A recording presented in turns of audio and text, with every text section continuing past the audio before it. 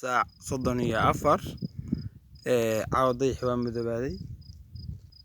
ضيح مدباد باجرة انت بدن dadku way hordaanin iminka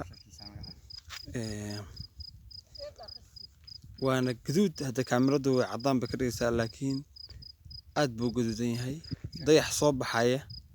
22 bay bisha u maraysaa dayaxna waa soo baxay hadda xagga badda ka soo baxay marka isagoo yar bil baa u malaysaa dhalatay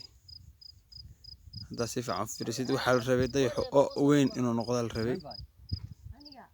وهذا waxa u malaysaa madowgu inuu aad ugu sii socdo Allahna badbaadiyo xilligan kale dadku inay salaadaha tukadaan sunnah tukadaan salaad la tukado weeye waa calaamadaha ilaahay maqaadirtiisu aad buu fara badan tahay hada dhulka waa aragtaan iftiin baa la rabay inuu noqdo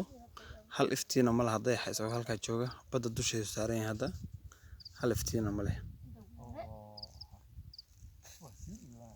وسيمة دبانية ولي وسيمة دبانية